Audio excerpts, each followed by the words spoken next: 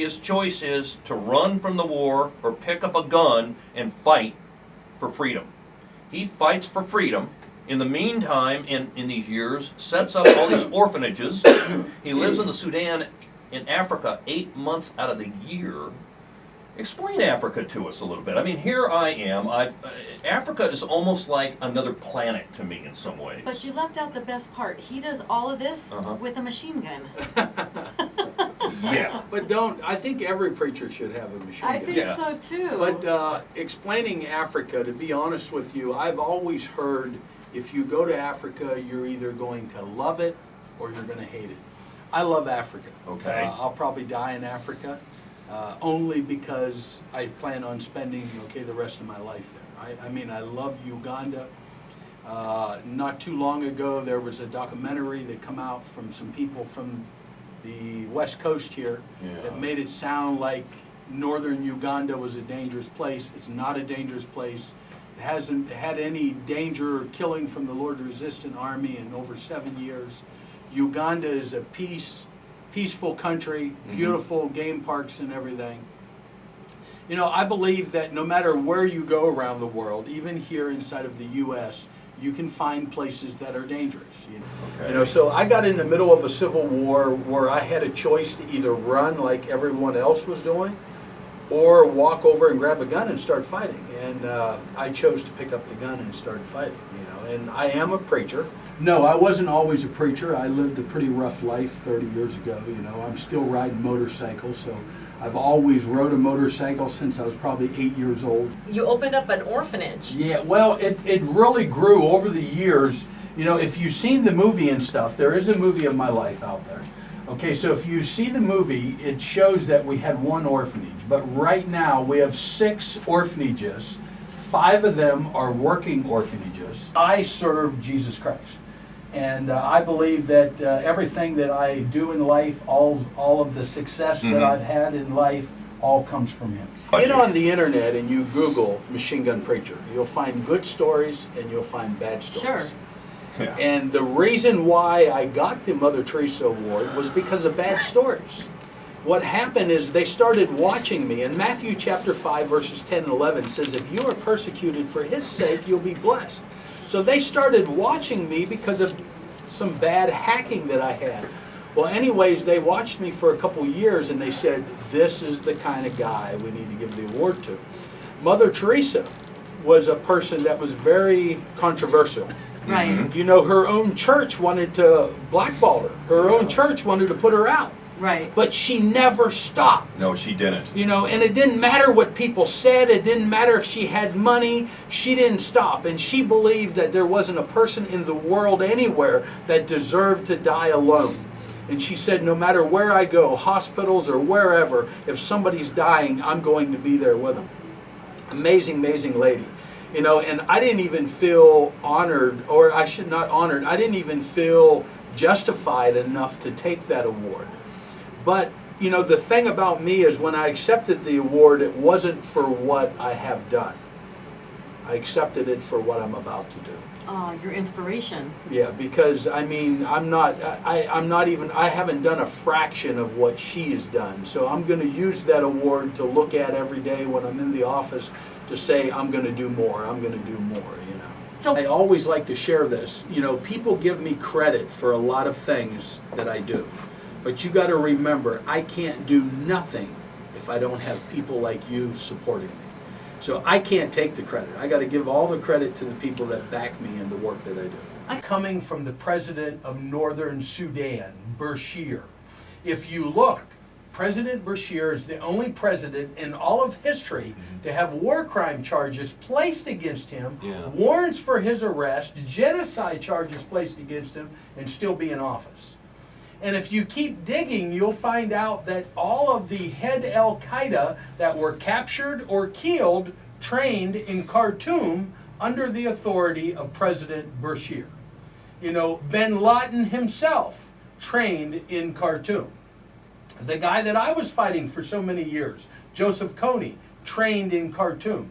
You'll find out that the root of Al-Qaeda goes back to Khartoum, President Bashir. President Bashir is a coward. If he wasn't a coward, he wouldn't be killing children. Well, that goes without saying. You know, Yes. yeah. So here you got a man that is a president of a country that all he does is he wants to kill his own people and cause chaos. You know. Now, do the people of Sudan, do they follow him? I mean, do they agree No, with him? people in northern Sudan, I won't say they follow him as far as they're forced, but this man is trying to rule the country. Now, South Sudan has broke off. But just recently, you know, South Sudan got its own independence and everything, and they started off doing really good. Then all of a sudden, they discovered that Bashir was stealing the oil from the pipeline. And when they caught him that he stole over $880 million worth of oil. And they said, look, man, you're stealing the oil. He said, yeah, so what? I own the pipeline. He said, if you don't like it, shut it down. So South Sudan has now shut the oil pumping down, so they lost 98% of the revenue to South Sudan has stopped for over a year now. So people once again in the bush of South Sudan are starving. I was going to say, what do they do there for a means for, I don't know, you know, to sustain themselves? Do they work or what do they Yeah, work you in? know, it was oil. I mean, South Sudan is like the leading country in the world today for oil. You know, and a lot of people, they say, you got to be kidding me. How can that happen? South Sudan was pumping in the pipeline over 350,000 barrels of oil per day. That's a lot of oil. Yeah. And now they're pumping nothing for over a year. There's some big problems going on in that region, and we need to get focused into that. But let's say, you know, people will say, well, I never heard nothing about South Sudan. Let's look at Darfur. The same problem is happening in Darfur. There's still thousands of people dying per month in Darfur. All goes back to the president of Northern Sudan. What I ask our country and what I ask the world, why do we allow it? Is it because we fear President Bashir? Because he is the root of Al-Qaeda. If not, let's take this man out of office and let's start to save thousands upon thousands of lives today. I have a controversial question. Why is it our responsibility to do that? Because after 9/11, anything that involves Al-Qaeda is our responsibility. Because they attacked us. Yeah. That's the answer on 9/11 that. changed Yeah. everything in the world today. 9/11 is why we got to take our shoes off and why we got to almost strip, especially me going through an airport. Do I like it? No, I don't like it. I accept it because after 9/11, you know, and why do we still got soldiers fighting for our country against Al-Qaeda if we're not going to support what our soldiers are doing? We need to take out every person that is tied to Al-Qaeda and definitely not let them in charge of any office in another country where they're killing people every day. The man needs taken out of office. Wow. So getting back to the kids, I want to find out what they're doing to educate the kids on some of the violence that goes on there, because Right. you can't tell me that a child just is born, grows up, and knows, oh gosh, this is happening in my world. What are you doing to educate them? Okay, the biggest thing that we do is we give them a safe environment. You know, most of the children, all the children of South Sudan have been war-torn. So they need to be rehabilitated. So the biggest thing that we do is we give them a safe environment. We give them 3 meals a day. But the biggest thing is love them. When you love them, it starts to change everything. But everybody always asks me, well, isn't it hard to rehabilitate them? It's easier to rehabilitate a child than it is a grown-up. Yes. You know, children forgive easier than a grown-up. So dealing with grown-ups is harder than dealing, with and stuff the children. The biggest thing that children need is love, food, safe environment, and education. So I'm really big into education. I have no education of my own. That's why I know how much it's needed in life. We have built 4 schools in the last 3 years. One of the projects that I'm doing, or 2 of the big projects that we're doing now, is teaching children from the age of 16 to 26 a future. Do you know that the average orphanage in the world today, at 15 or 16 years old, you got to leave? Do you realize that nearly 80% of those children that are forced to leave an orphanage in a third world country today go into prostitution? So one of our projects that we're doing inside of Ethiopia, I'm building a 5-story building, which is not a dream. The footings, columns, and floors are done. I'm about a year away from opening this project. The first floor is a bakery. The second floor is a restaurant, a hair salon, a coffee cafe. Third floor is a hotel. Fourth floor is a dormitory. The fifth floor is business rentals that we will put qualified children into business, interest-free money. They got to pay back the money that we start them in business with, but it's teaching a trade. Do you know if you can give a child or a young adult a future and a trade, you can actually change a nation? Inside of, I got another project, okay, inside of Africa. It's a 1,000-acre farm that we're doing. We're teaching farming, irrigation, ranching, some of the top things that's going on in the world today for farming is what we're teaching there on this farm. So for the children that want to go to university, we'll send them to university. For the ones that want to be farmers, we'll teach them the top technology way of being a farmer. Let's go back to the word Al-Qaeda, okay? Very interesting, and you're helping me understand where a lot of this is coming from.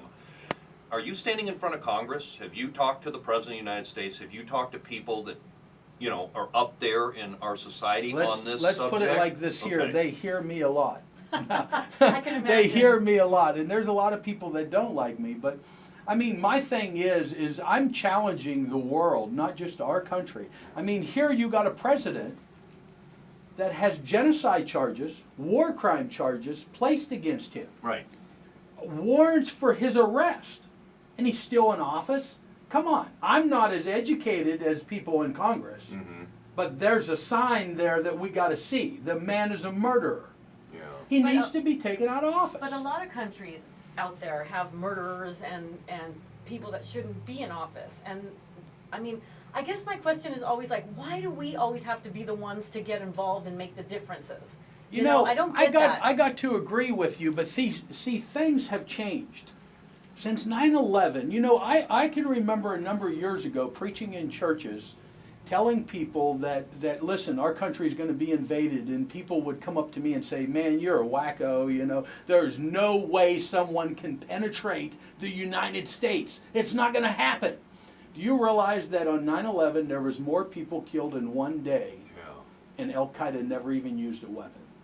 No, just used our planes. Yeah, they never even used a weapon. We need, you know, and the problem is, do you realize that when 9/11 happened, we got serious. America got serious for a year or two. Now we forgot. Yeah, and I'll Yeah, agree we with have. that. I'll agree with that right there. Yeah, And I we think forgot. that's the important part of every year 9/11. You see all the documentaries again. You know, It's look at all to the be a tax cuts. reminder. And I'm not here to talk on politics, even though, you know, the machine gun preacher's running for president. So. I'm voting. But I'm not here I'm in to his talk fan on club. politics. But look at, here we got our young men and women that's fighting for our country, and we're doing all kinds of tax cuts against our military. Come on. We have freedom of speech today. Why? Because of our military. Stop cutting. Let's go to Congress. Let's go on the Hill and start tax cut. All right? Let's cut back the haircuts from $50 a haircut to $5 a haircut. Yeah. Don't get me going. Like I said, No, they no. know who I am. Yeah, you know. believe me, I'm But right there anyways, with you. Machine Gun Preacher's running for president.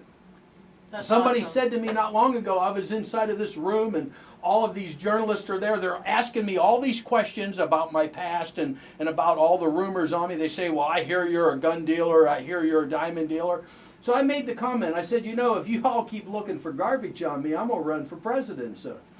So another journalist calls me up. Somebody writes a story that says I'm running for president. Ex-gang member, drug dealer running for president. So I had another one call me up and they said, Sam, I want to ask you one question. What qualifies you to run for president? I said, well, I know my birth certificate's real. So anyways, there's a good chance Machine Gun Preacher will be running for president. Now everyone asks me, how do you feel on gun control? I'm 100% for gun control. If it's in my hand, I got control. So, Oh, dear God, that's a good one. Now, it's obvious that, of course, his running mate will be Arnold. that's cool. That'll be all right. I'll be back. Yeah. Oh, man. So the future with you is to continue what you're doing, fight for freedom for these people over there, these people that are suppressed depressed down by the government, just pushed into the dirt, Yeah. forgotten about. You know, and it's not just, you know, I don't want people out there that's hearing this thinking I'm all about Africa. You know, we have an office on the East Coast, Right. Pennsylvania, and we do a lot of work there. We just done a ride last week to give kids that can't, the kids that are in families that can't afford to have a winter coat. We just done a ride for them, buying winter coats, Yeah. raising money for Nice. them. You know, so we're constantly doing things in America. So Angels of East Africa is our nonprofit name. So we're not just in Africa. We do a lot of work here in the U.S. I Yeah. speak in high schools all over the U.S. And stuff on drugs and alcohol Right. constantly. You know, so we do our work around the world. I believe that children need to be saved around the world. Well, that's Sure. one thing. You got the machine gun preacher here, and that gets right back to the core of this man, which is God. You know, I mean, this is his calling. This is what he does. Obviously, an extremely brave person. I mean, to do what he does. Yeah. When you die, what's your tombstone gonna say? You know, I don't know what it's going to say, but you know, after getting the award that I've just recently got, you know, it changed a lot of my outlook of the future. You know, and now I believe that I have a lot more that I need to do in this world. You know, and it's hard to say what people will say about me after I'm dead. Maybe they're afraid to say anything now. I don't know. Depends on if you're wielding that machine gun. Right. Bring the money up. Bring the money up. I just love you. I think your mission and your purpose is great. I love what you do, and I love your passion, and so I'm a fan. I will vote Sam No. Childers for president. Yeah, we're there. There We're the we go. head. We're the head of it. Okay, we're running it all the way. We're getting this. He's going to take. It reminds me when Reagan came in. We're taking this country back. You know, it's like Right, this is what we're going to That's do. right. I don't care what anybody says. Right. And doggone it, that's what we need right now. We need to get slapped around a little bit and get back onto what's real out there. You know, but Sam. Do you know that we spend millions of dollars per day holding people under surveillance that are tied to Al-Qaeda? Mhm. Why? I got a solution. Send them home. Yeah. Send them home. I got a solution. I mean, you know, we done all kinds of bailouts for big companies and everything. Don't get me talking politics. Don't. No. Okay, because We're not. I'm a non-educated person, so I'm not very smart, so I don't have a way out of this thing. But I know how to get started out of it. Stop bailing out big companies and let's bail out the American people. Let's help the American people. Do you know what we've given to some of the car companies? We could have broke that down and bailed out American people. We bailed out banks that turned around and still done foreclosures I know. That's the insane part. on American people. I know. You know, why don't we just bail out American people? You know, why didn't we give coupons for people to buy brand new automobiles? Yeah. You know, instead of giving millions and billions of dollars. Don't get me talking politics. Okay, Sam Childers for president. That's all we know. Okay, That's right. That's where we're going with this one. That's Sam, our new motto. I got to tell you, I know you've got things to do, and I don't want to take up your whole day. It has been an absolute honor and a pleasure to have you in here, the Machine Gun Preacher. I got to tell you, pick up his book, go to his website. Where can they find your books? Barnes and Nobles, Okay. any bookstore, or you can go right to the website and you can get it off the website. Unbelievable. Awesome. Great interview. Thank you for Great coming interview. out. Thank you. Thanks for hanging out with Bless us. you. We appreciate it. We're Tom and Sandy, and we're going to bring back old Tom now, and I think I'm going to lose Sandy. Oh, one It'll be the last Tom question. Show. Steve Kerrigan just sent me, and he's my normal co-host on here, what part of Pennsylvania you're from. I'm an hour and 15 minutes east of Pittsburgh. I have a motorcycle shop there. I build bikes and everything there, Yeah. custom bikes. Yeah. Custom bikes. Yeah. All right, right Awesome. outside of Pittsburgh. Great What's going on interview. with the Steelers? You know, I don't know anything about football, you know, Yeah. but I know that we won more Super Bowls Well- than anybody else. But this year you suck. I don't know why. anything. I don't know anything. As far as I'm concerned, we sucked last year because I don't know anything about football. There you go. All right. Sam, God bless you. All Thanks right. for coming Bless you. in here. You're Thank listening you. to Tom, Sandy, and Tom right now on 805 at home, KVTA 1590.